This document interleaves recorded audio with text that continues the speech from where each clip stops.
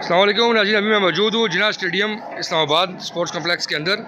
यहाँ पर एक मुतनाज़ा किस्म की जो गेम्स है करियाज़म वो कराई जा रही हैं और 33 करोड़ रुपये का फ़ंड आया है। इस हवाले से हम सीनियर जो स्पोर्ट्स जर्नलिस्ट हैं हमारे जवार फैसल साहब और मलिक रिजवान साहब उनसे पूछते हैं कि कैसा अरेंजमेंट है और जितना ज़्यादा पैसा गेम के लिए दिया गया है तो उस पर आप क्या कहना चाहेंगे। कोई इनका हमने भी सारा सर्वे किया है, कोई इनका जो है कोई इंतज़ाम ही नहीं है। कार्ड ऐसे बना के दे रहे हैं जैसे कि मेरा स्टेशनरी की दुकान से ले रहा है, बिल्कुल कोई तरीक़ाकार नहीं है, बहुत बुरी तरह मैनेज किया गया है। जी जवार साहब। देखिए, यह मैं सुबह को यहाँ पे आया हूँ। जब डीजी साहब से मीटिंग हुई थी तो उन्होंने कहा था कि हर चीज़ फैसिलिटी दी जाएगी मीडिया को खास तौर पर। यहाँ पे ना मीडिया सेंटर में कुर्सी है, ना कोई मेज़ है, ना कोई इंटरनेट का हिसाब किताब है और यहाँ बैठने की भी जगह नहीं है।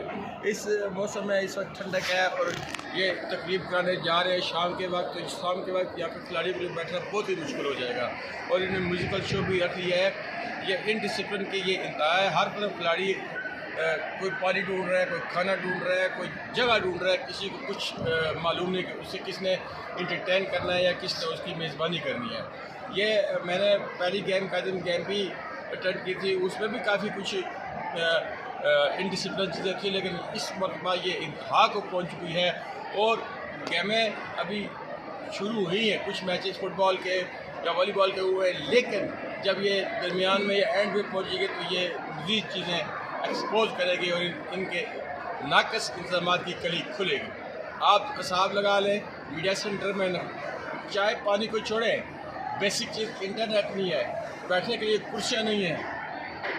डीजी स्पोर्ट्स बोर्ड ने जो जर्नलिस्टों से कहा था कि हम इसको मैनेजमेंट बेहतर बनाएंगे, लेकिन मेरे हिसाब से अभी तक ज़ीरो है।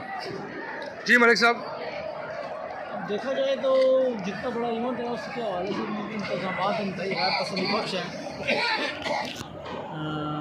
कुछ स्कूलों के लड़के आए हैं और एक आध एम्प्लॉयर पूरा हुआ है और कोई आइडियंस नहीं है, कोई मैनेजमेंट सिस्टम नहीं है।